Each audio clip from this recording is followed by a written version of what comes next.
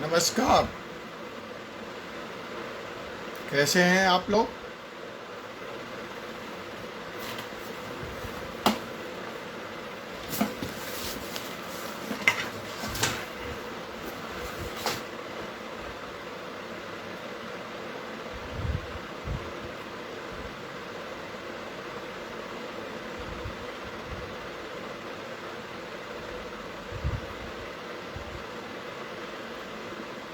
नमस्कार।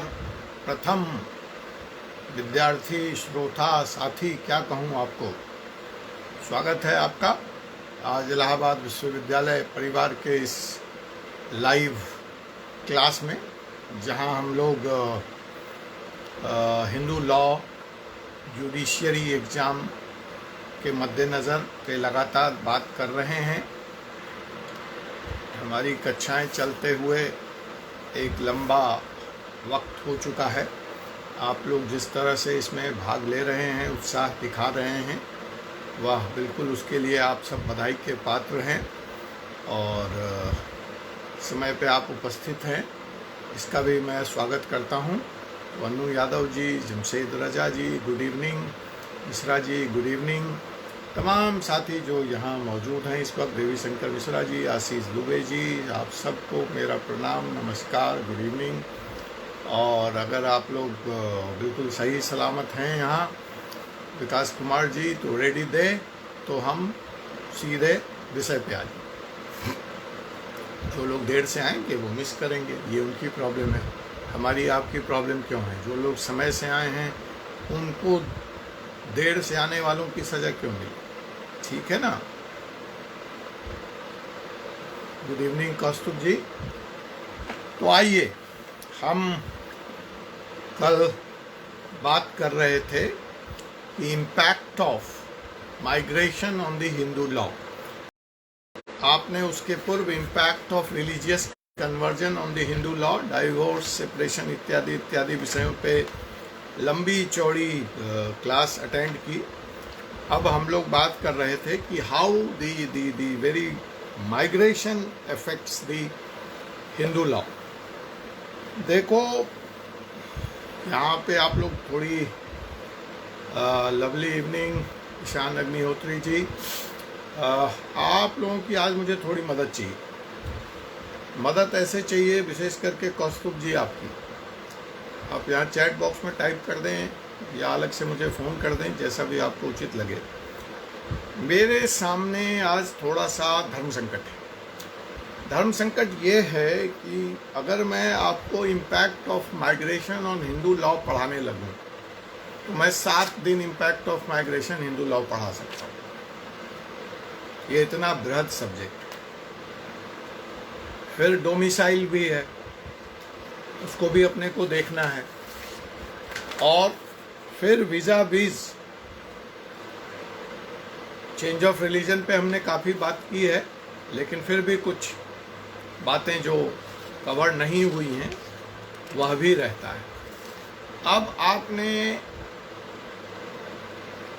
जो धर्म संकट है कि मैं शॉर्ट में निकल जाऊं या मैं विस्तार से 2-3 केस लॉ की भी चर्चा करूं, 2-3 केसेस की भी चर्चा करूं, तो फिर आज एक ही टॉपिक कवर हो पाएगा।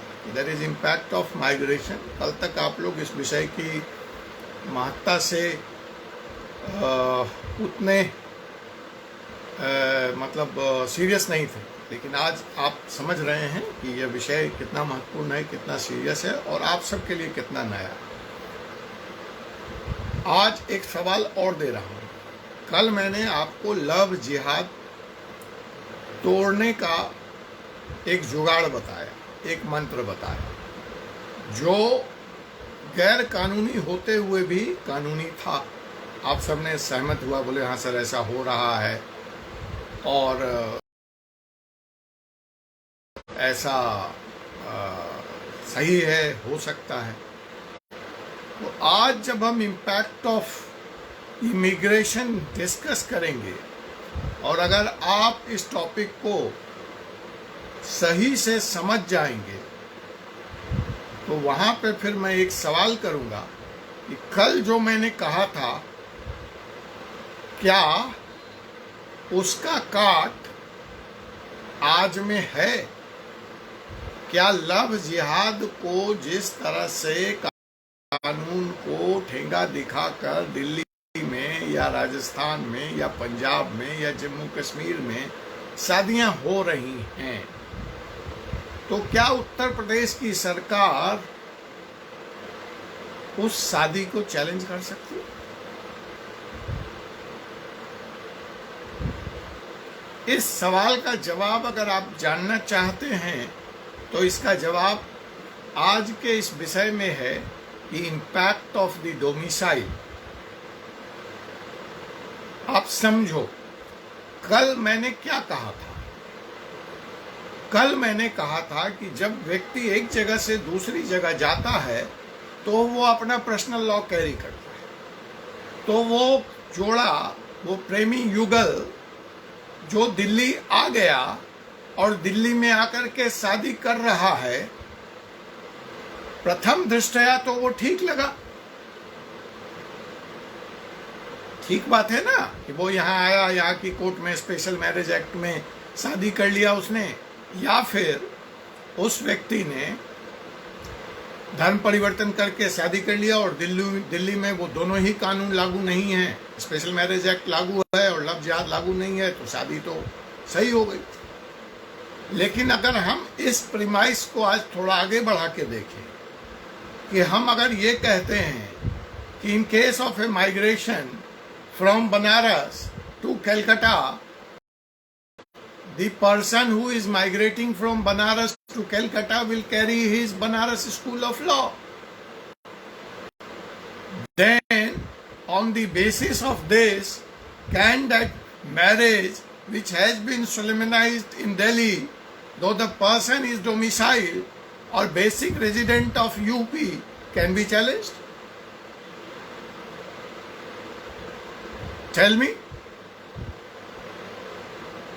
सोचिए, सोच के बताइए। सर, आपने जो कल कहा हम मान गए, ठीक बात है। अब आप ही कह रहे हैं कि in case of displacement, in case of migration, the person carries his personal law. Then if he is carrying his personal law, then how come, इसका तोड़ एक ही है। इसका तोड़ इस बात पे हो सकता है कि वह व्यक्ति लोकल कस्टम को एडॉप्ट कर लिया। तो यहाँ पे तो वो आया है और 15-20 दिन के अंदर उसने शादी कर ली, तो हम कैसे कह सकते हैं कि उसने लोकल कस्टम को एडॉप्ट कर लिया? तो अगर ऐसा नहीं है तो क्या उसकी यह शादी चैलेंज हो सकती है? Technically and theoretically speaking yes, हो सकती है, लेकिन कोई केस अभी तक हुआ नहीं है। आप करके देखिए, देखते हैं, हम आपका साथ देंगे। अगर आपकी जानकारी में कोई ऐसी शादी हुई है, आइए एक एक्सपेरिमेंट करते, हम उस शादी को चैलेंज कर देते। ठीक है, अभी तक तो कोई सामने नहीं है, लेकिन टेक्निकली एंड थ्योरेटिकली स्पीकिंग हम हाँ बोल सकते कि that very marriage of resident of UP solemnized in Delhi, though they are resident of Delhi, still can be challenged that they carry their personal law to Delhi. So, still the law of love jihad would hold equally true on them. तो ये है वकील का दिमाग। हर चीज में तोड़ है और हर तोड़ में चैलेंज करने की संभावना यथावत बनी हुई है, provided you have very command on your subject. आप बताइए कि आप में से कोई भी व्यक्ति मेरे इस तर्क के विपरीत कोई तर्क दे सकता है तो मैं उसका स्वागत करूं। क्या इस बिना पे कि a person, a Hindu carries his personal law to the new place, can we challenge the marriage which has taken place in Delhi? Those who are saying yes, it's okay, please keep quiet. Those who disagree, please say no.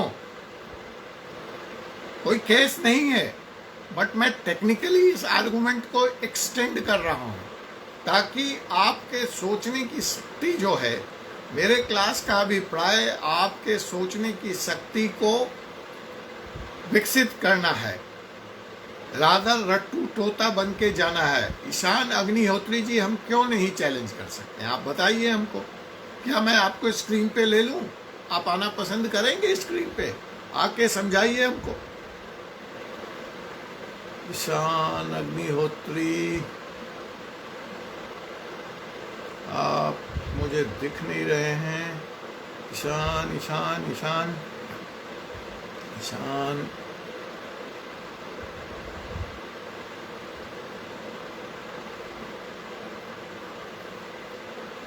हाँ जी लीजिए, मैंने आपको screen पे ले लिया। अब आप हमको समझाइए और पूरे क्लास को समझाइए। अरे घबराओ मत भाई, बहस अच्छी होगी जब एक विप्रार्थक, कुछ भी बोलो ना, गलत बोलो, क्यों घबराते हो? बोलो तो। अगर आपको इसमें सॉरी की क्या जरूरत है बच्ची? You have full right to disagree with me, that's the law class. चलो सोचो आप, लेकिन जब भी आप तैयार हो, मुझे अच्छा लगेगा, आपको मैं स्क्रीन पे ले लूंगा ऑन कैमरा, आप आइए और बताइए हम सबको, ठीक है? हम बहस को आगे बढ़ाते हैं।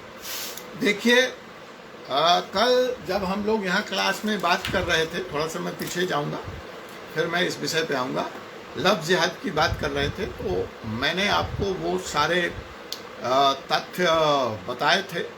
आप लोग क्लास को आगे शेयर भी कर दें। विषय आज भी उतना ही इंटरेस्टिंग है, पता नहीं संख्या आज कम क्यों है। कल आप 40 लोग थे, आज 20 लोग हैं। तो शायद कुछ लोग, वो कौन से हनुमान जी हैं, वो आपके इलाहाबाद में, मैं भूल रहा हूँ, लेटे वाले हनुमान जी हैं ना, बड़े वाले हनुमान जी, वहाँ दर्शन करने चले गए हैं सिविल लाइन्स लोग, लग रहा है मुझे। आज मंगल है ना, वहाँ कुछ प्रसाद वरसाद मिलेगा, बूनी का और लड्डू का। अच्छा, ये कहा तो 2 और गायब हो गए, वाह।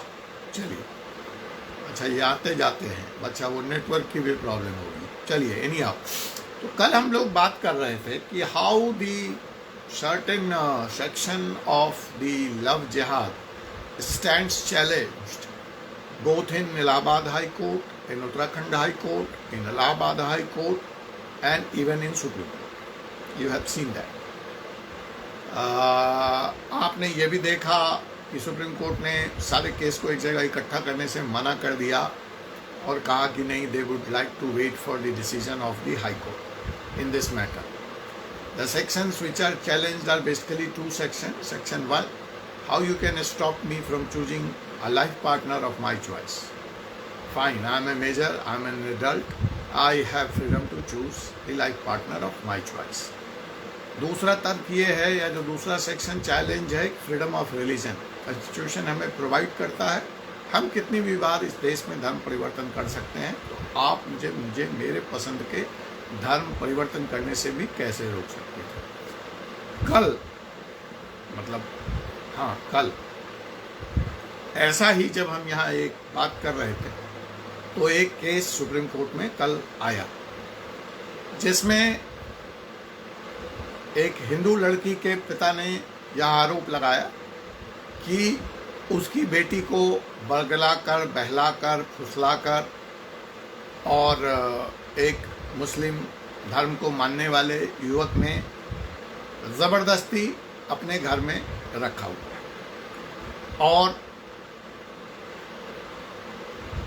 हमें जो है उसके खिलाफ कार्रवाई की जाए। सुप्रीम कोर्ट ने स्पष्ट तौर पर अपने फैसले में कहा कि 2 बालिगों की निजी जिंदगी में हस्तक्षेप की इजाज़त किसी को भी नहीं दी जा सकती, और इस तरह के किसी भी प्रताड़ना के लिए उसने वहाँ की पुलिस व्यवस्था को, उसने कानून व्यवस्था को, उनके माता पिता को सख्त चेतावनी दी और मैटर रिजेक्ट कर दिया। आधार ये था कि लड़की का बयान पुलिस के सामने, जहाँ उसने खुद से कहा था कि मैं अपनी मर्जी से रह रही हूँ, ठीक है। और ऐसी स्थिति में कोर्ट ने यह भी कहा, जहाँ तक धर्म परिवर्तन की भी बात थी, लड़की ने स्वीकारा कि हाँ मैंने धर्म परिवर्तन किया है, लेकिन मैंने धर्म परिवर्तन अपनी इच्छा से किया है, मैं किसी दबाव में नहीं किया हूँ, यह मेरे स्वेच्छा का विषय। तो कोर्ट ने कहा जब ये दोनों बातें स्पष्ट हैं तो सुप्रीम कोर्ट इसमें क्या करेगा, और उसने बिल्कुल यह कहा सख्त शब्दों में कि किसी की भी निजी ज़िंदगी में ताक झांक हस्तक्षेप की इजाज़त नहीं दी जा सकती। आपको याद होगा जब कल हम यहाँ इस क्लास में थे तो मैंने गुजरात हाई कोर्ट का भी हवाला दिया था, जहाँ इसी से मिलता जुलता एक निर्णय अभी 2 दिन पहले वहाँ भी आया। आपने यह भी देखा कि इलाहाबाद हाई कोर्ट ने अपने उस पूर्व के फैसले को, जहाँ उसने कहा था कि शादी के लिए धर्म परिवर्तन की इजाज़त नहीं होगी या धर्म परिवर्तन के लिए शादी नहीं हो सकती, उसको उलट दिया। तो इससे आप समझ सकते हैं कि आज के चौराहे पे जो 4 राज्यों में लव जिहाद कानून लागू है वह कहाँ खड़ा है और उसकी मियाद या उसकी जीवन कितनी लंबी है। आपको अंदाज लग गया होगा कि तमाम हाई कोर्ट्स और सुप्रीम कोर्ट इस विषय में क्या विचार रखता है, यह स्पष्ट है, ठीक है। तो ये कुछ अपडेट था आपके कल के विषय पे जो मैंने आपको बता दिया। मैं आप सभी लोगों से निवेदन करना चाहूँगा कि कृपया इलाहाबाद हाई कोर्ट के वो 3 निर्णय निकाल लें, गुजरात हाई कोर्ट का वह निर्णय पढ़ लें और कल के सुप्रीम कोर्ट के इस निर्णय को भी आप निकाल लें, ऑर्डर शीट निकाल के पढ़ लें। अगर आपको ये सारे निर्णय पाने में, मिलने में, ढूंढने में कोई कठिनाई होती है तो मैं और कौस्तुभ आपकी मदद के लिए प्रस्तुत हैं। लेकिन हम ये चाहते हैं कि सब कुछ स्पून फीडिंग ना हो, आप भी थोड़ा काम करें हमारे साथ। हमने आपको तीनों केस बता दिया, तीनों जजमेंट बहुत ही हल्का है, आपको बहुत ही आसानी से मिल जाएगा। अगली क्लास में मैं यहीं से शुरू होऊंगा कि किस किस ने जजमेंट निकाल के पढ़ा, किस किस ने केस पढ़ा। मैं आप में से किसी एक को कैमरे पे लूँगा और मैं बारी बारी से तीनों को यहाँ क्लास में शेयर करने के लिए कहूँगा। उसके बाद हम नए विषय की तरफ जाएंगे। तो आप पूरी तैयारी से आएँ और मैं आप में से किसी को भी कैमरे पे ले कर के वो तीनों कानून पढ़ने की बात कर सकता हूँ, समझाने की बात कर सकता हूँ। इसका एक हल और है, आप जानना चाहेंगे इसका शॉर्टकट। इलाहाबाद वालों को बड़ा शॉर्टकट की आदत है, जुगाड़। तो आप जानना चाहेंगे जुगाड़ क्या है, ये काम नहीं करना पड़े। नहीं, जमशेद जी तो करना चाहते हैं, लेकिन हम अपने जैसे दोस्तों को ढूंढ रहे हैं जमशेद जी, जो हम लोग काम वाम करना नहीं चाहते थे इलाहाबाद में। देखो भाई, मैं तो नेतागिरी करता घूमता था, ठीक है, और बाकी टाइम में पत्रकारिता करता था। तो कोई ऐसा है जो मेरी तरह है, जो काम नहीं करना चाहता है और अगली क्लास में ये तीनों प्रश्न का उत्तर भी देना चाहता है? देखो मैं, हाँ, अन्नू यादव जी। अच्छा, और देखें और कौन कौन है जो बिना काम किए उत्तर पाना चाहता है और अगली क्लास में कैमरे पे आकर एक्सप्लेन करना चाहता है? तो एक तो अन्नू है, और कोई? बस एक ही? नहीं, दिव्यांशी तो कह रही नहीं सर मैं तो पढ़ के आऊँगी, मैं तो क्लास में बताऊँगा। अच्छा, अन्नू भी बदल गई, तो चलो अच्छा हुआ समय पे बदल गए तुम। अरे भैया, उसका एक ही थोड़ा क्लास से गायब हो जाना, न रहेगी बांस और न बजेगी बांसुरी, न पढ़ना और न अगली क्लास में आना। स्वाति, ओके सर कह रही हो, गायब हो जाओगी क्लास से पढ़ने के नाम पे। चलो मैं मजाक कर रहा था, मुझे मालूम है, प्लीज़ पढ़ के आना और मैं किसी को भी एक्सप्लेन करने कह दूंगा। ये तीनों की तीनों डिसीजन, अगर आपके पास पूरे 7 दिन हैं और अगर आपको कोई समस्या है तो कौस्तुभ कॉन्टैक्ट नंबर पॉइंट नंबर 1 कौस्तुभ, और अगर उनसे भी सॉल्व नहीं होगा तो मैं खुद प्रस्तुत हूँ और मैं पूरा अपना ऑफिस और जूनियर भी लगा दूँगा। आपको हम निर्णय निकाल के देंगे, लेकिन आप पढ़ के आइए, पहल आप करेंगे, साथ हम देंगे। ठीक है, तो ये बात हो गई लफ्ज़ जिहाद के तीनों कानून के बारे में। अब मुझे उस सवाल का जवाब नहीं मिला कि माइग्रेशन बहुत बढ़िया दिव्यांशी, पढ़ना भी है और क्लास भी करना है, ठीक है। मैं यही सुनिश्चित करना चाह रहा था कि यहाँ कोई लक्ष्मी टॉकीज बिना टिकट लेके आधा टिकट में जाने वाला तो है कि नहीं है। किस्सा मालूम है कि नहीं तुम लोगों को? बहुत सारे लोग लक्ष्मी टॉकीज में बिना टिकट लेके घुसते थे, अब बहुत सारे आधा टिकट लेके घुसते थे, ठीक है। अब भी ये होता है कि नहीं होता है पता नहीं, लक्ष्मी टॉकीज है कि नहीं है पता नहीं, खास रूप से बात करूँगा। आता हूँ इलाहाबाद याद, फिर तुम सबसे मिलूँगा व्यक्तिगत तौर पे, पढ़ाई की बात उस दिन नहीं करूँगा, अपने टाइम की बदमाशी बताऊँगा, ठीक है। चलो, लॉ वालों को बदमाश होना चाहिए, शराफत से कानून की पढ़ाई नहीं होती है, ठीक है। चलो, मुझे उस सवाल का जवाब दो। माइग्रेशन तुम डिटेल में जाना चाहते हो, 3-4 केस लॉ देखना चाहते हो, या शॉर्ट में मैं निपटाऊँ और आगे बढ़ूँ और ये चैप्टर आज ख़त्म कर दूँ? जल्दी बताओ, हेरे नहीं आओ। शॉर्ट वाला तो हम करते ही हैं, उसके बाद आगे कहोगे तो हम केस लॉ डिस्कस करेंगे, नहीं तो हम डोमिसाइल पे चले जाएंगे, ठीक है। चलो, तो हमने आपको कल समझा दिया था कि भैया जो हिंदू लॉ है that is not lex loci, that's not local. देखते हैं कितने लोग डिटेल्स वाले हैं, हम देखते हैं। अभी तो चलो पहले तो हम विषय को कवर करते हैं। तो मैं कह रहा था लेक्सी लोसी नहीं है, तो इसलिए मैंने person migrate from one place to other place means he migrate from Banaras which is Banaras school of law to the Calcutta. So there it is the Mitakshara school, no, Daya Bhag would be in practice. So Daya Bhag would not be applicable to him because he has come from Banaras. Unless and until he has adopted the local customs. He is part and parcel of the local life. But if somebody is going to challenge this and say that on Mr. Ajay Kumar Pandey, who is basically or originally the resident of Banaras, would be ruled under Daya Bhaga school of Hindu law, then it is his responsibility to prove that I belong to the local custom. I have adopted the local custom. I am subject to the local law. That burden is on the person. ठीक है, ये basic premises है 2 line की, ये आप समझ गए, ठीक है मंजरी जी। हम आते हैं, हम आपको कुछ एग्जाम्पल भी देंगे। जैसे मैंने ये 2 लाइन, इसलिए पहले ये 2 बातें समझ जाओ तभी आपको केस समझ में आएगा।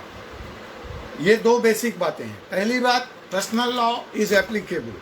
जो भी आदमी जाएगा, Hindu law is not lex loci. इस सवाल के लिए जवाब भी कर लीजिए, आपको अगर सब्जेक्टिव में या उसमें पूछते हैं कि is Hindu law lex loci, no, Hindu law is not lex loci, ठीक है।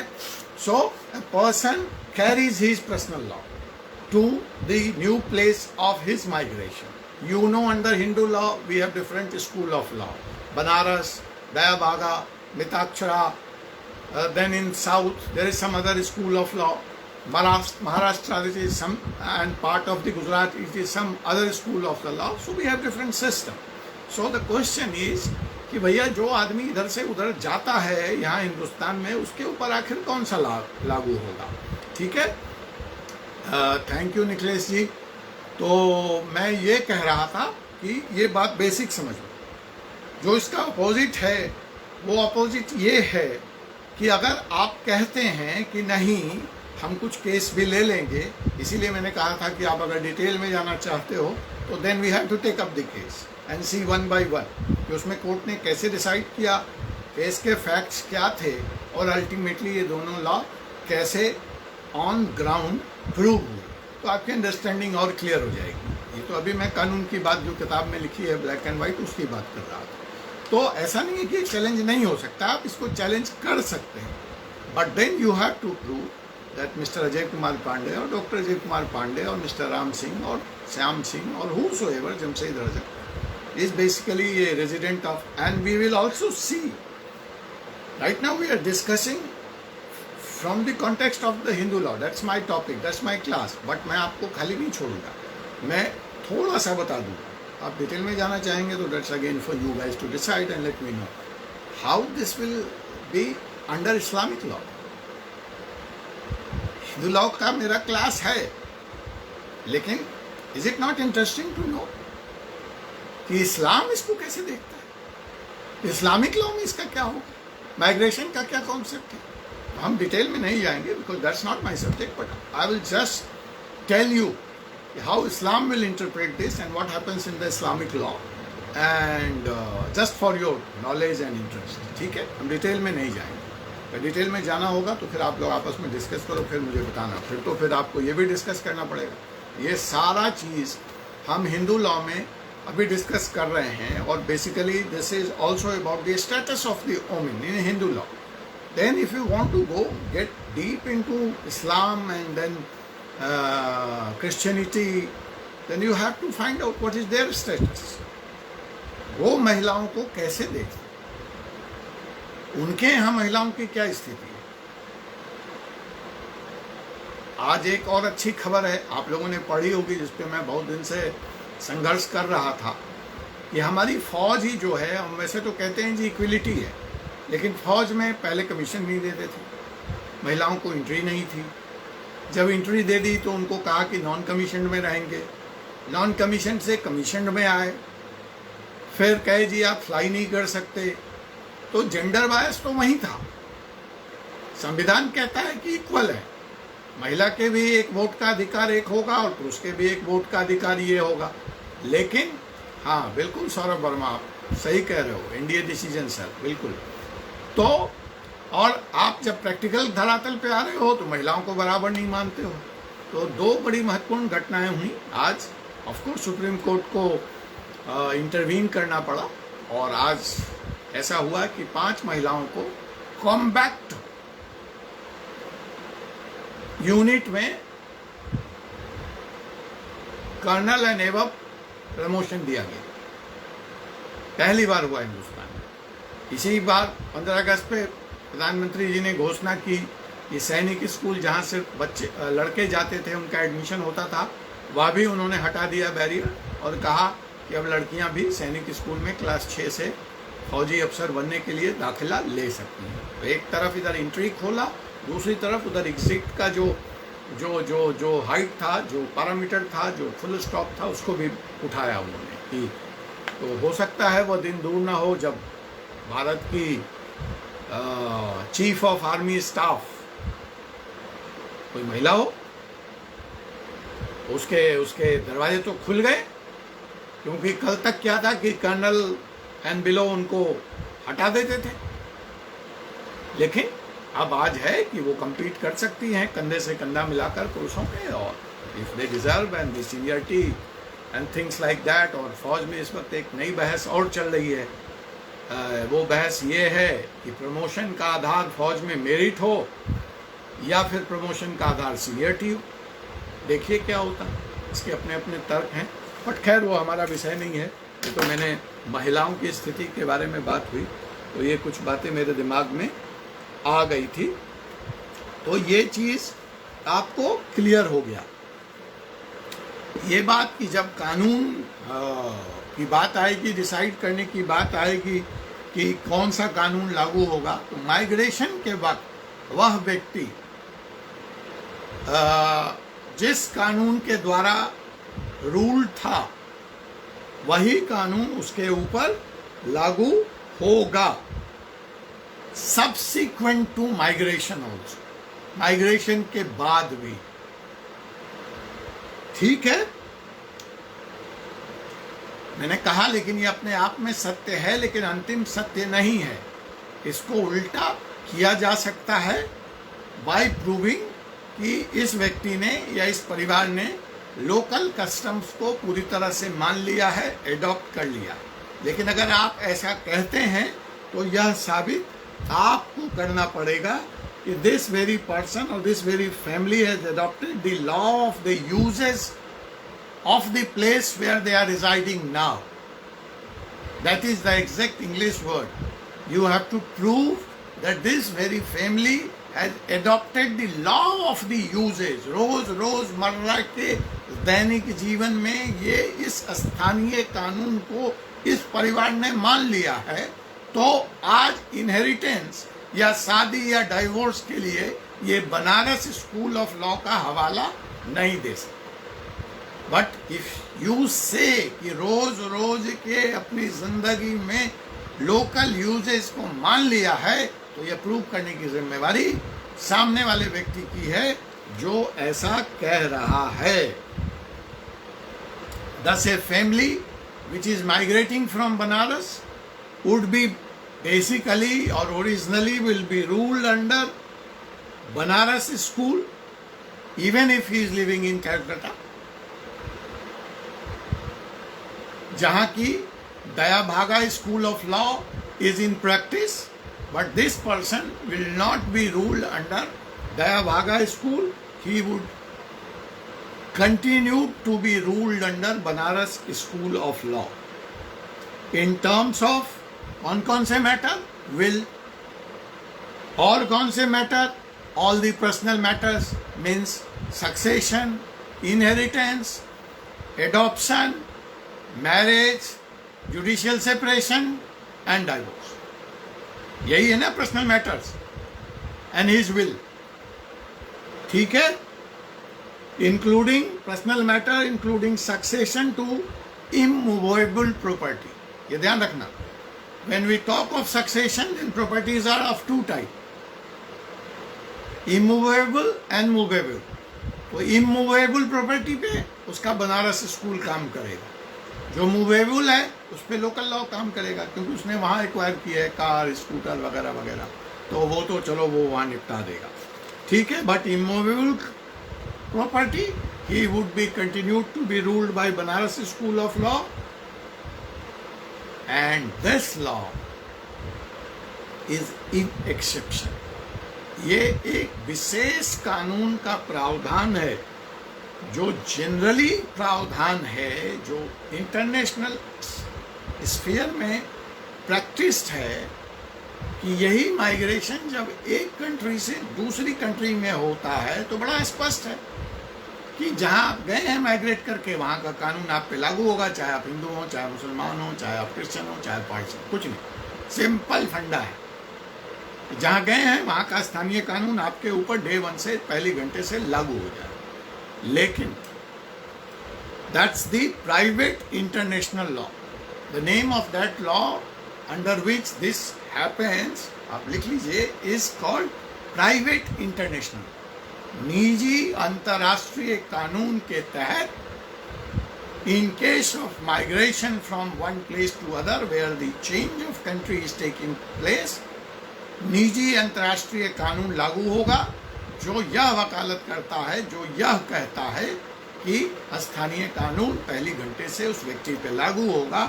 लेकिन in terms of migration with in the country, देश के अंदर अगर स्थान परिवर्तन है तो प्राइवेट इंटरनेशनल लॉ लागू नहीं होगा, ठीक है. वहां पे वह व्यक्ति अपना पर्सनल लॉ कैरी करेगा अपने साथ.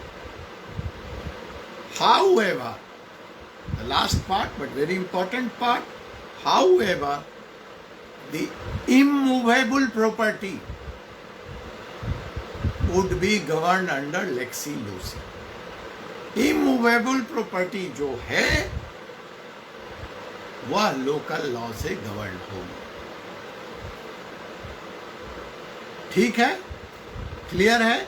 यहां तक कोई सवाल है या कुछ केस देखना चाहेंगे इसके बारे में? कुछ फेमस केस, कुछ फेमस चर्चाएं, कुछ फेमस जजमेंट केस देखना आप चाहेंगे? आपने बता दिया है मुझे कोई आपत्ति नहीं है. मैं अपना काम करके आया हूँ, मैं केस लेके आया हूँ क्योंकि मुझे मालूम है आप लोग बड़े डिमांडिंग लोग हैं, आप कुछ भी कहीं से उठा के पूछेंगे मुझसे, ठीक है. तो मैं तो तैयार हूँ, लेकिन मैं केस की तरफ जाऊँ इसके पहले अगर किसी को कोई बात समझ में नहीं आई है या क्लियर नहीं है तो एक बार वो मुझसे पूछ ले. अगर उसको बेसिक फंडा क्लियर नहीं है तो केस नहीं समझ में आएगा, ठीक है.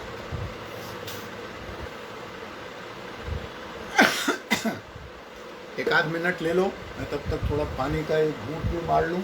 तो अगर आप सबको कुछ पूछना है तो पूछ लो, नहीं तो फिर मैं केस की तरफ आ जाऊँ. 2-3 केस आपको डिस्कस कर देते हैं, इतना काफ़ी होगा आपके लिए. जिसके सरकमस्टांसेस, वो तीनों केस अपने अपने क्लास के लीडिंग केसेस हैं जिसमें फैक्ट्स एंड फिगर्स डिफरेंट तरह के ठीक है, एडवोकेट अनाम जी, मौजम खान जी, ठीक है, आइए हम केस पे आ जाते हैं।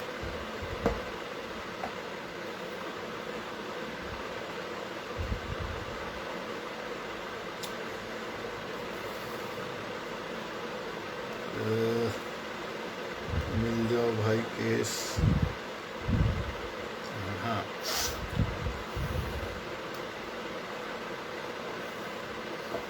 कलम कागज निकाल लो आप लोग।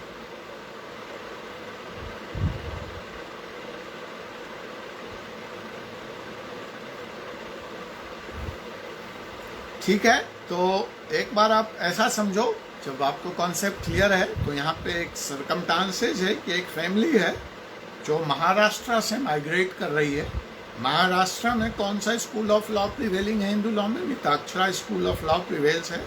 वो बंगाल आ जाती है, जहाँ पे कि दया भागा लॉ इन प्रैक्टिस है।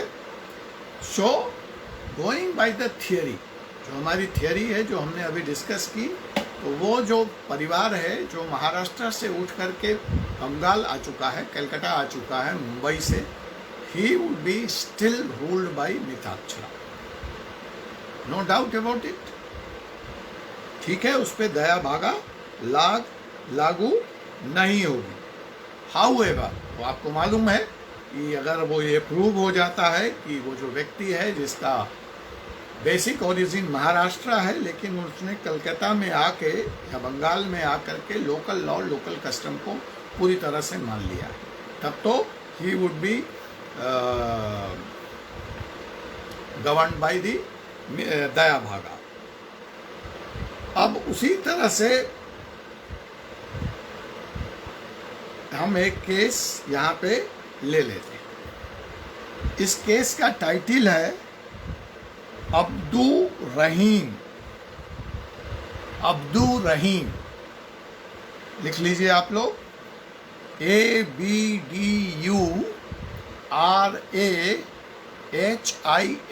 अब्दुर रहीम वर्सेज हलीमा बाई।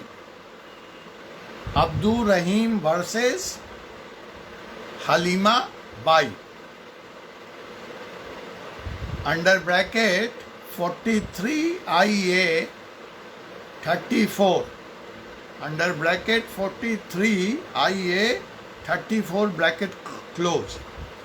इस केस को डिसाइड करते वक्त कोर्ट ने ये कहा कि अगर एक हिंदू परिवार, नाम पे मत जाना, ठीक है, एक हिंदू परिवार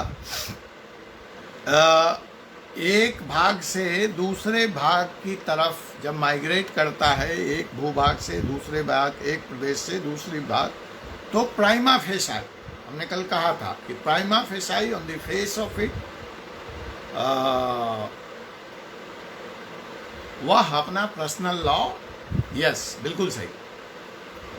तो विवेक शुक्ला जी, सही आपने टाइम किया, बिल्कुल सही टाइप किया, बस उसमें आइए नंबर नोट कर लो, अंडर ब्रैकेट 43 IA 34, ठीक है, तो आपको ढूंढने में आसानी हो जाएगी। तो प्राइमा फेसाई वो अपना पर्सनल लॉ कैरी करता है, अनलेस एंड अनटिल उसने लोकल लॉ को या लोकल कस्टम को एडॉप्ट नहीं कर लिया है, और वो एडॉप्शन विथ प्रूफ होना चाहिए, उसके जीवंत प्रमाण होना चाहिए। इसी केस को डिसाइड करते हुए ये दोनों प्रिंसिपल्स आए कहाँ से, इन दोनों प्रिंसिपल्स के आधार क्या हैं, इस दोनों प्रिंसिपल के आधार यही केस। इसी प्रिंसिपल को डिसाइड करते हुए, इसको बताते हुए कोर्ट ये कहता है कि जो law at the time of migration exist कर रहा है, वही लॉ आगे भी उस माइग्रेटेड मेंबर पे लागू होगा। जिस वक्त वो माइग्रेट कर रहा है, जहाँ से कर रहा है, तो वो सर्टेन कानून उस पर ऑलरेडी लागू है। तो ऐसी अवस्था में, ऐसी दशा में जब कल को विवाद होगा, तो after migration, subsequent to the migration, कानून में बदलाव नहीं होगा, उसके ऊपर वही कानून लाया होगा। सो टू फर्दर एलेबोरेट दैट, या इस बात को आगे और शिद्दत से कहने के लिए ऐसा कहा जा सकता है कि इसका मतलब ये हुआ कि वह व्यक्ति जिस राज्य का निवासी है उसी राज्य का कानून उसके ऊपर लागू होगा, डिस्पाइट या बशर्ते वह दूसरे प्रदेश में निवास कर रहा हो। अब अगर इस प्रिजम्पशन को हम आगे खींच दें तो जो लोग उत्तर प्रदेश से आकर के दिल्ली में शादी कर रहे हैं, उनकी शादी के लिए रास्ता खुला है कि to challenge their marriage on the basis of international private law. But अभी तक कोई ऐसा दृष्टांत सामने नहीं आया है। आपको पहले पता है कि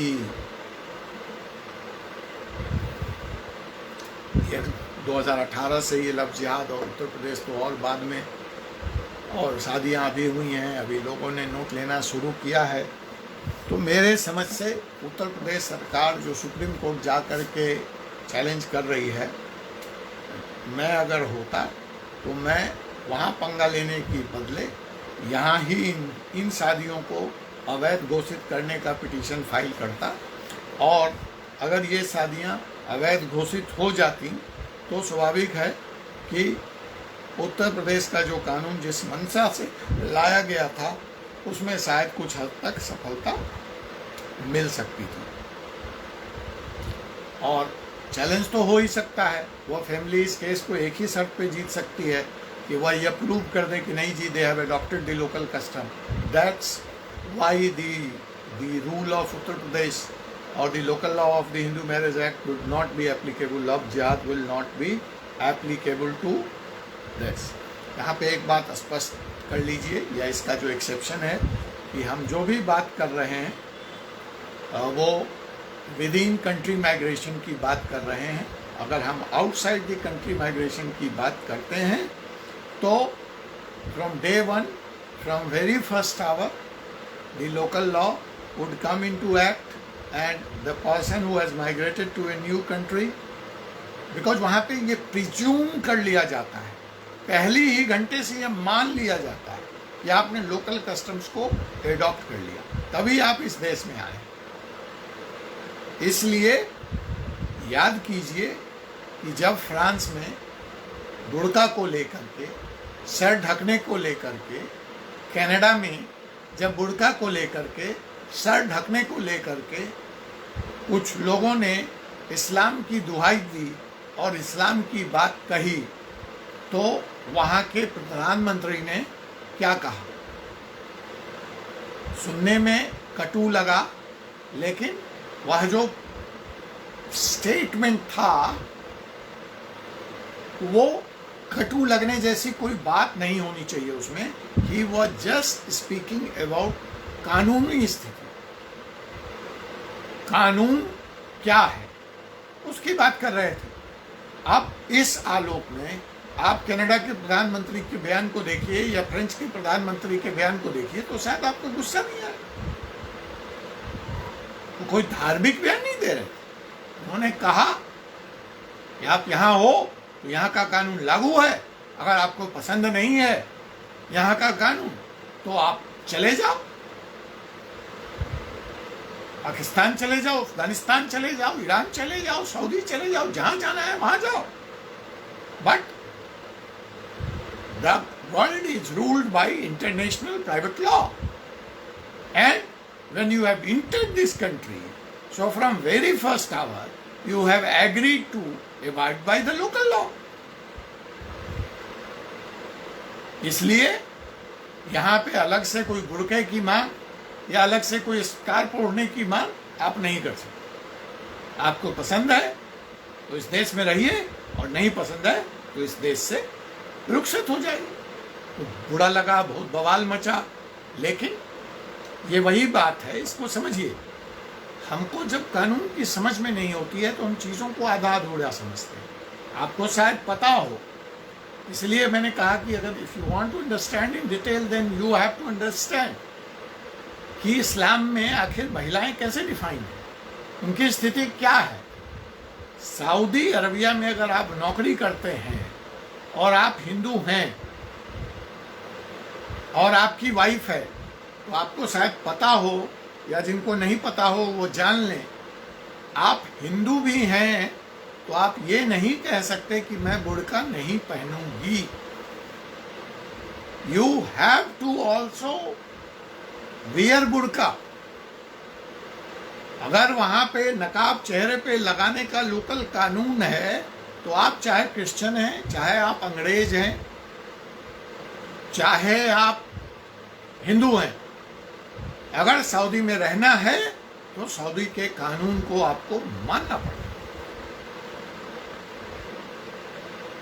तो कहने का मेरा कुल मतलब है कि उसी तरह से जो वहाँ पे इंडियंस हैं, अगर वहाँ पे ड्रिंकिंग बैन है, इस्लाम में दारू हराम है, तो आप सऊदी में रहते हुए ये कह के दारू नहीं पी सकते कि मेरा धर्म मुझे दारू पीने की इजाज़त देता।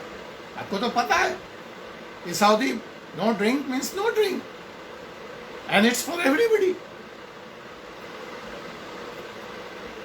तो इस बात का ध्यान रखिएगा कि in case of change of the country, then from first hour, from very first minute आप लोकल लॉ के द्वारा ही रूल होंगे। वहाँ पे आप अपने पर्सनल लॉ को कैरी नहीं कर सकते। ठीक है।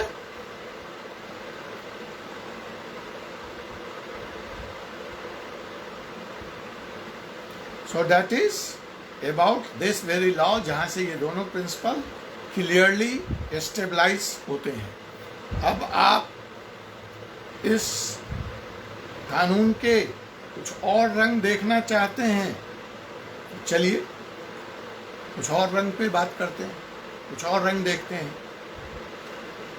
अब जैसे हम एक केस लेते हैं कि एक हिंदू मरवाड़ी फैमिली है जो कि बनारस स्कूल ऑफ लॉ के द्वारा गवर्न होता है, और वो जोधपुर से देश के किसी और भूभाग में माइग्रेट करता है। ठीक है। और वह 1942 में आफ्टर माइग्रेशन उसकी मृत्यु हो जाती है। अब परिवार में प्रॉपर्टी का बंटवारा होना है। अब परिवार में जब प्रॉपर्टी का बंटवारा होना है तो वो किस स्कूल ऑफ थॉट के तहत होगा, किस स्कूल से वो रूल होगा। तो जो यहाँ पे स्टेबलाइज होता है, जो उसके घर की महिलाएं हैं, वह यह तर्क देती हैं कि we would like this property to be distributed under Hindu women's right to property act 1937। 1942 में उस व्यक्ति की मृत्यु होती है, जोधपुर से माइग्रेशन है to the other part of the country. Jodhpur में Banaras school of law in practice है। तो 1942 में जब प्रॉपर्टी की बात आती है तो घर की महिलाएं हवाला देती हैं बनारस स्कूल के एक कानून का, और वो कानून है Hindu women's right to property act 1937। कहती हैं कि इसी कानून के तहत प्रॉपर्टी का बंटवारा होना चाहिए, और तर्क यही है कि भैया पर्सनल लॉ वो कैरी करता है सब्सिक्वेंट टू माइग्रेशन। मुझे क्या फ़र्क पड़ता है कि वो केरल चला गया, कि चेन्नई चला गया, कि कलकत्ता चला गया। और ऐसे भी we are talking of immovable property. Immovable property is always lex loci local. तो कहता है कि भाई हमें न्यू टेरिटरी से कोई मतलब ही नहीं है, हमें तो इस कानून के तहत प्रॉपर्टी बांट दो, हमें उसके डोमिसाइल से कोई मतलब नहीं है, और उसकी जो भी स्टेटस चेंज हुआ होगा that is not going to come here in the picture. यहाँ पे यह भी हवाला इस केस में, इस कानून के तहत जो लोग प्रॉपर्टी का बंटवारा चाहते थे वो यह भी कहते हैं कि भाई अगर अदरवाइज करना है, if you want to distribute the property under Dayabhaga और Mitakshara, then you have to prove कि वो जो मारवाड़ी सज्जन हैं जो दूसरी जगह गए हैं, उन्होंने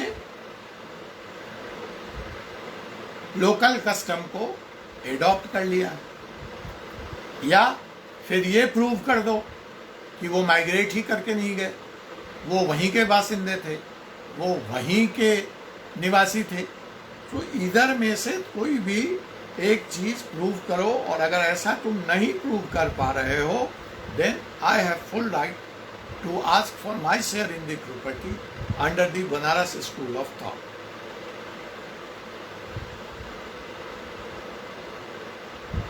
तो इसके बारे में एक केस और देखते हैं। वो केस है बहुत पुराना, Bhuvant Rao versus Bajirao.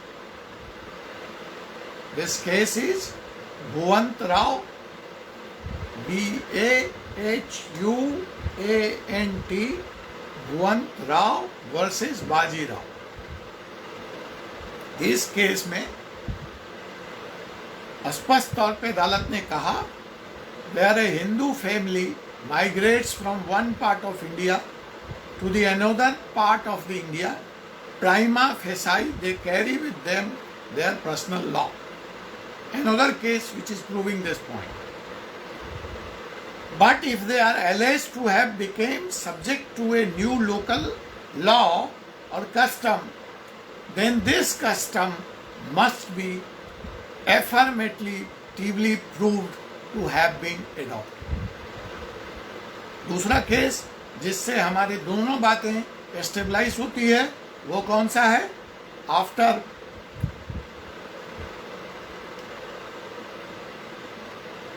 Hamid Ali and the I'm forgetting the name right now, but वो एक था। दूसरा इस केस भुवंत राव प्लस बाजीराव से भी यह लॉ सेटल होता है। हाँ, ये बात इस केस में भी स्पष्ट वो करता है कि अगर ये change of domicile from country to country है, न्यू कंट्री में है, तब तो चेंज ऑफ कस्टम और माइग्रेशन मान लिया जाएगा। अगर विद इन द इंडिया है तो नहीं माना जाएगा। हाँ, अगर यह पता ही नहीं चलता है या यह साबित ही नहीं हो सकता है यह व्यक्ति आया कहाँ से, असम में या बंगाल में, in that case the local law would be applied to him without any exception. ठीक है, क्लियर है यहाँ तक आपको? सो दो लॉ आपको मैंने बता दिए। एक आपका भुवंत राव वर्सेस बाजीराव, और दूसरा आपका जो केस था आपने यहाँ टाइप किया, हाँ, ये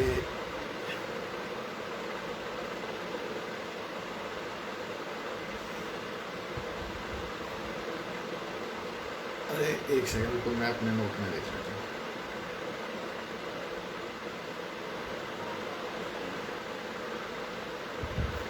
Abdul Rahim versus Halima Bai. Abdul Rahim versus Halima Bai 43 IH 34। ठीक है, हाँ, बहुत बढ़िया, अब्दुल रहीम केस, यस, ठीक है।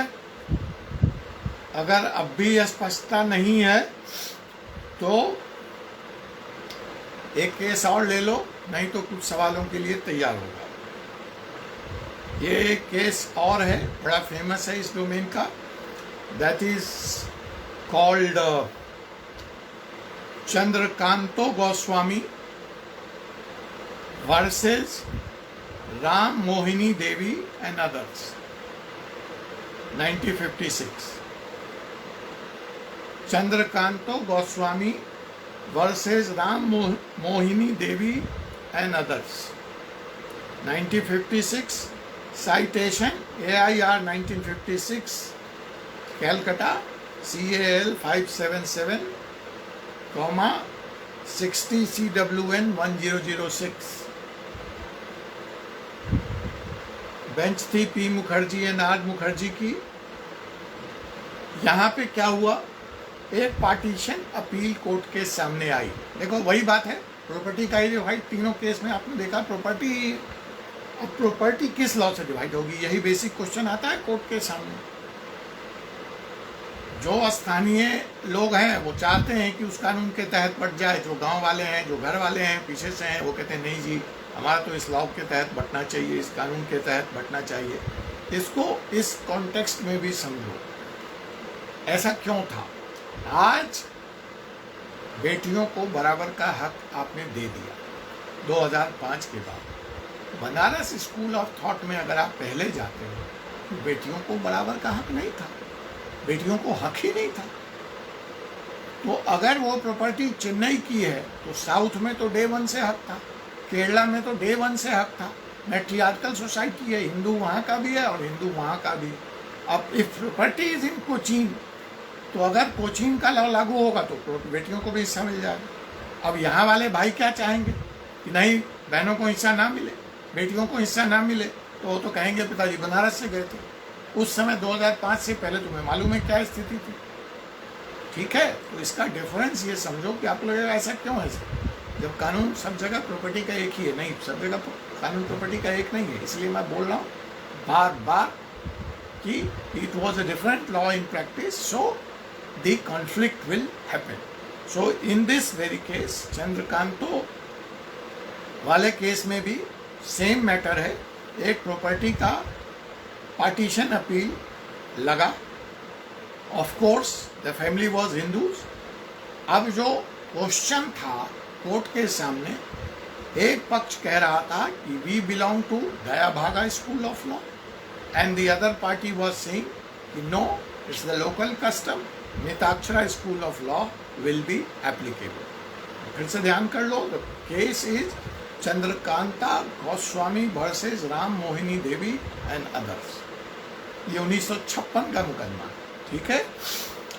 तो एक कह रहा है दया भागा के तहत प्रॉपर्टी बांटो और दूसरा कह रहा है मिताक्षरा के तहत प्रॉपर्टी बांटो। जो हमारे वहाँ पे लर्नेड जज साहब थे, उन्होंने डिफेंस का कंटेंशन को मान लिया और मिताक्षरा के अंदर उन्होंने प्रॉपर्टी डिवाइड करने का ऑर्डर पास कर दिया। अब मिताक्षरा अगर लागू होगा, अगर आप पढ़े होगे उस समय और डिटेल में पढ़े होगे या पढ़ लो जाके, तो जो प्लेंटिफ है यहाँ पे, उसका जो शेयर होगा वो 6 आना से घट के 4 आना होगा। पारिवारिक हिस्से में उसका शेयर अगर दया भागा लागू होता तो he was responsible for 1/6 of the share in the property, but now here he is responsible only of the 4 annas of the property, जो कि प्रिलिमिनरी डिक्री ऑफ पार्टीशन था, उसी को सपोर्ट किया इस मैजिस्ट्रेट कोर्ट ने भी। एंड जो अपोजिट पार्टी का क्लेम था, जहां वो 6 आना की डिमांड कर रहे थे, उसको डिनाई कर दिया। और वो किस बेसिस पे ये आया, वो सिंपल और सिंपल कि ये जो दोनों परिवार है जो आज इस प्रॉपर्टी के हिस्से के लिए आमने सामने खड़ा है, इसका एंसेस्टर तो एक कॉमन है। ये आया कहाँ से, एक कॉमन ट्री है, उसी के 2 ब्रांच हुए और आज ये प्रॉपर्टी में हिस्से की बात कर रहे हैं। प्रॉपर्टी इन दोनों में से किसी ने भी क्रिएट नहीं की है। प्रॉपर्टी वो जो principal branch of the tree है, वो जो ऑनर है, उसने क्रिएट की है। तो जेनोलॉजी में गया, उस परिवार के संरचना में गया, उसकी जो ट्री थी उसमें गया और उससे यह स्टेबलाइज हुआ कि आखिर ये जो दोनों पार्टी हैं, इनका स्टैंड जो एंसेस्टर है वो कॉमन है। और वो कॉमन एंसेस्टर कौन है, चंद्रकांतो गोस्वामी और राम मोहन देवी, दोनों का एंसेस्टर कॉमन है और उसका नाम है जादव लाल गोस्वामी। ठीक है, तो जादव लाल गोस्वामी प्रिंसिपल है, उसके 2 ब्रांच हैं। तो जादव लाल गोस्वामी के 2 बच्चे होते हैं, एक का नाम है आनंदलाल और दूसरे का नाम है बोरजोलाल। जादव लाल के दो बच्चे आनंदलाल और बोरजोलाल। क्लियर है या मैं और पीछे जाऊं? अभी थोड़ा टेक्निकल हो रहा है, समझ में आ रहा है या तो मैं कोई और तरीका ढूंढूं उसको समझाने का? क्लियर है या अगली क्लास में इसको लेना है फ्रेश माइंड से? आप बताओ मुझे, या यहां तक सही है? आपको समझ में आ गया? ये कानून मैंने दे दिया, पढ़ लेना, ना समझ में आए तो यहाँ डिस्कस कर लेंगे या अगली क्लास में डिस्कस कर लो। बोलो क्या कहते हो?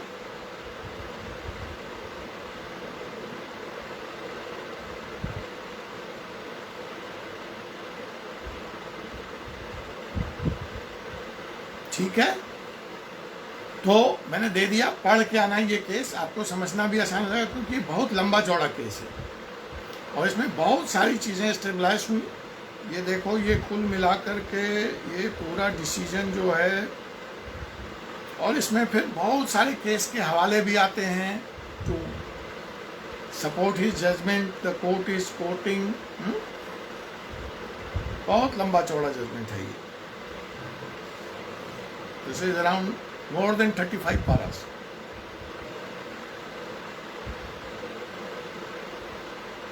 ठीक है, तो हम लोग इसको अपने अगले क्लास में, अगर आप कहोगे तो डिटेल में ले लेंगे, लेकिन ये फिर पूरा एक क्लास ये ले लेगा, ये जजमेंट डिस्कस करने में पूरा एक क्लास लग जाएगा। शायद एक क्लास में होगी नहीं, 2 क्लास में ये जजमेंट ही चला जाएगा। चलो देखते हैं। ईशान अग्निहोत्री का आ रहा है सर क्लियर नहीं हुआ है आज, तो 5 मिनट में और देता हूँ, बताओ क्या क्लियर नहीं हुआ। देखो सिंपल 2 बातें समझो ईशान जी। पहली बात कि एक पर्सन जब माइग्रेट करेगा तो अपना पर्सनल लॉ अपने साथ कैरी करेगा, तो उसका कोई भी डिस्प्यूट होगा पर्सनल लॉ से मुतल्लिक, मतलब विल, सक्सेशन, डाइवोर्स, मैरिज, तो उसका वो जो लोकल लॉ है जहाँ से वो आया है वही लागू होगा। लेकिन यह बात सत्य होते हुए भी सत्य नहीं है। सत्य ऐसे नहीं है कि अगर सामने वाली पार्टी ये प्रूव कर देती है कि ईशान अग्निहोत्री इलाहाबाद से आके कलकत्ता में रह रहे हैं और बरसों से रह रहे हैं या यहीं पैदा हुए, तो आज अचानक ये उठ करके ये सब कुछ यहाँ कलकत्ता में, कलकत्ता के रीति रिवाज कस्टम से ये कर रहे हैं, और आज अचानक जब प्रॉपर्टी की बात आई तो ये इलाहाबाद का हवाला देने लगे, तो ये नहीं चलेगा। लेकिन हाँ, ईशान अग्निहोत्री या उनका परिवार कलकत्ता में रहते हुए भी अपने तमाम शादी ब्याह नौके, जैसे मैं एक बड़ा इंटरेस्टिंग उदाहरण देता हूँ। एक कंट्री है मिडिल ईस्ट में, दुबई के बगल में, ओमान। तो ओमान के जो राजा थे हिज मैजेस्टी सुल्तान कबूस बिन सईद साहब, तो वो बड़े लिबरल आदमी थे और वो पूरे मिडिल ईस्ट में सबसे पहला मुस्लिम देश था जिसने हिंदुओं को आने की न सिर्फ इजाज़त दी, इजाज़त तो सब जगह थी, बट सऊदी में अगर हिंदू है तो उसको सऊदी कानून मानना पड़ेगा। बट ओमान एक ऐसा देश था कि वहाँ के राजा ने कहा कि आप हमारे देश में आइए, व्यापार कीजिए, काम कीजिए, नौकरी कीजिए, जो करना है कीजिए, और आप अपने रीति रिवाज और कस्टम को फॉलो कीजिए। मतलब मरने पे आपको वो जो हमारे यहाँ अग्निदाह संस्कार है उसकी भी इजाज़त दी, ठीक है, मंदिर भी बनाने की इजाज़त दी, अपना पूजा पाठ करने की भी इजाज़त दी, और धीरे धीरे वो जो यहाँ से गुजराती लोग थे, ये बड़ा इंटरेस्टिंग विषय है, इस पर मैं कल बात करूँगा। देखो, एक और मुस्लिम समुदाय है जिसको हम लोग कच्छी मुस्लिम कहते हैं, और खोजा कम्युनिटी मुस्लिम में एक है, आप लोगों ने सुना हो या नहीं सुना हो जमशेद जी। खोजा और कच्छी जो मुस्लिम है, ऑफ कोर्स वो इस्लाम को मानते हैं, वो मुसलमान हैं, उसमें कोई दो राय नहीं। उनके शादी ब्याह भी उनके इस्लाम से होते हैं, उनके तलाक भी इस्लाम धर्म। लेकिन आपको शायद जान के आश्चर्य होगा, आज भी उनके प्रॉपर्टी का बंटवारा हिंदू लॉ के तहत होता है। आज भी उनके, यस, कच्छी एंड खोजा, आज भी उनके एडॉप्शन का फैसला, सक्सेशन का फैसला हिंदू लॉ पे। उनके फोरफादर्स हिंदू थे, प्रॉपर्टी उस समय की है। मैंने एक ऐसा उदाहरण आपको क्रिश्चियन कम्युनिटी का भी तमिलनाडु में दिया, बनियार बनिया, they are Christians, but when it will come to their property it will be divided under Hindu. ठीक है, तो ईशान जी अब आपको समझ में आ गई। तो मैं ये कह रहा हूँ कि वो व्यक्ति, जो इंटरेस्टिंग बात है वहाँ पे, कि वह व्यक्ति हिंदू है, उसको वहाँ के सरकार ने इजाज़त दे दी और वह हिंदू लॉ अपना हिंदू धर्म मान रहा है। कालांतर में उनके सेवा से इतना खुश होकर वहाँ के किंग ने एक फरमान जारी किया। वो मुस्लिम देश है, वो इस्लामिक देश है। वहाँ कानून ये था कि अगर आप यहाँ की नागरिकता लेना चाहते हो तो वह नागरिकता सिर्फ मुस्लिम को मिल सकती। तो चाहे आप वर्षों से वहाँ रह रहे हो, आप उस देश के नागरिक नहीं हो सकते। जब आप उस देश के नागरिक नहीं हो सकते तो वहाँ आप प्रॉपर्टी नहीं एक्वायर कर सकते। तो ये जो हिंदू मर्चेंट थे, जो गुजरात से बड़ी संख्या में गए थे और वहाँ उन्होंने कंट्री के फॉर्मेशन में या कंट्री के आर्थिक प्रगति में बड़ा योगदान दिया था, उन्होंने वहाँ के राजा को एक बार कहा, सर फिर हमारा क्या इंटरेस्ट है, फिर हम आपके देश में क्यों आए, हम आपके देश की आर्थिक उन्नति में क्यों योगदान करें, फिर तो हम यहाँ आए पैसा कमाएं और सारा पैसा अपना हिंदुस्तान भेज दें। तो फिर आप कहेंगे कि ये हिंदुस्तान के लोग या हिंदू लोग हमारा शोषण कर रहे हैं, जो ईस्ट इंडिया कंपनी करती थी हमारे यहाँ, आए यहाँ से प्रॉफिट लिया और सारा कुछ इंग्लैंड। तो बोला आप तो हमें ईस्ट इंडिया कंपनी बनने पे मजबूर कर रहे हैं, हम तो आपका पार्ट एंड पार्सल होना चाहते हैं। पार्ट एंड पार्सल होने के लिए आप कहते हैं इस्लाम धर्म कबूल करो, और अगर हम इस्लाम धर्म कबूल नहीं करेंगे तो आप हमें नागरिकता नहीं देंगे, आप हमें नागरिकता नहीं देंगे तो राइट टू प्रॉपर्टी नहीं होगा। तो हमारा क्या इंटरेस्ट है यहाँ व्यापार करने में, या हम कर रहे हैं व्यापार, माल है, पैसा है, हम व्यापारी लोग हैं, गुजराती लोग हैं, मारवाड़ी लोग हैं, हमें तो जहाँ व्यापार दिखता है हम लौटा लेके चल देते हैं, हम आ गए, लेकिन फिर वो पैसा हम आपके यहाँ इन्वेस्ट नहीं करते। तो राजा को ये बात अच्छी लगी, तो उसने कहा कि आपको अगर हम नागरिकता दें बिना धर्म बदले तो क्या आप इंटरेस्टेड हैं? उनका ऑफ कोर्स हम इंटरेस्टेड हैं।